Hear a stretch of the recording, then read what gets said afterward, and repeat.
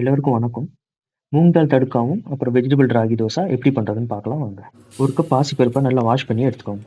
1/2 teaspoon சீரகம், பச்சை மிளகாய், அப்புறம் தேவையான அளவு உப்பு, அப்புறம் 2 கப் தண்ணி சேர்த்துக்கோங்க.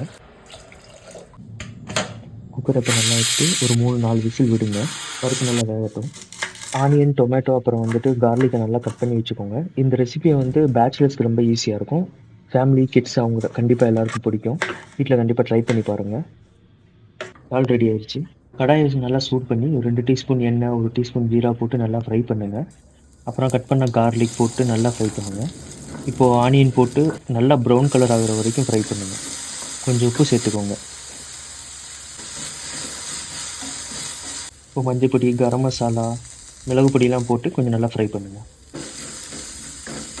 இப்போ வெட்டி வச்சிருக்க டொமேட்டோ போட்டு கொஞ்சம் உப்பு சேர்த்து நல்லா குழைய வேக விட்டுருங்க. இப்போ தக்காளி நல்லா வெந்திருக்கும். வெந்ததுக்கப்புறம் 1 கப் தண்ணி சேர்த்து இன்னும் கொஞ்சம் நேரம் வேக விடுங்க. இப்போ வேக வச்ச பாசிப்பருப்பு, உப்பு, தண்ணியெல்லாம் சேர்த்து ஒரு 3 நிமிஷம் வேக விடுங்க.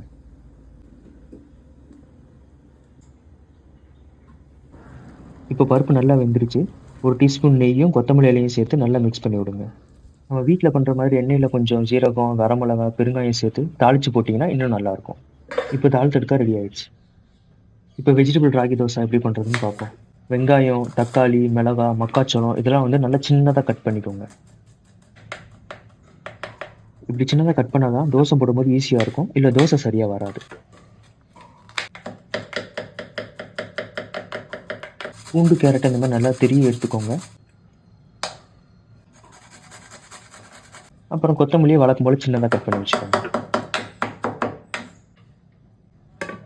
இப்போ ஒரு பாத்திரத்துல 1/2 கப்பு அரிசி பொடி, 1 கப்பு கேழ்வரகு பொடி, தண்ணி சேர்த்து தோசை மாவு பதத்துக்கு நல்லா பண்ணிக்கோங்க. இப்போ வேணா தயிர் சேர்த்துக்கலாம். நான் அப்புறமா சேர்த்துக்கிட்டேன். இப்போ வெட்டி வச்சிருக்க வெஜிடபிள்ஸ் எல்லாத்தையும் ஆட் பண்ணுங்க.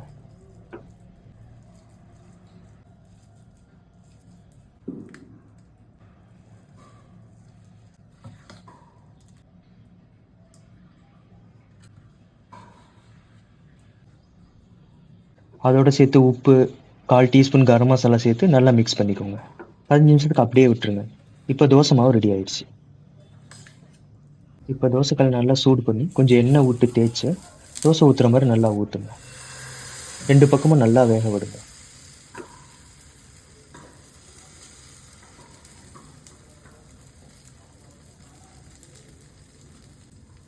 சைடெல்லாம் கொஞ்சம் எண்ணெய் விட்டுக்கோங்க. ஸோ எடுக்கிறது ஈஸியாக இருக்கும். வீடியோ பிடிச்சிருந்தா லைக் பண்ணி சப்ஸ்கிரைப் பண்ணுங்கள். உங்கள் ஃப்ரெண்ட்ஸுக்கு ஷேர் பண்ணுங்கள். இப்போ தாலோட சேர்த்து தோசையை சாப்பிட்டு பாருங்கள். சூப்பராக இருக்கும். கண்டிப்பாக ட்ரை பண்ணி பாருங்கள். பேச்சுலர்ஸ்க்கு கண்டிப்பாக பிடிக்கும்.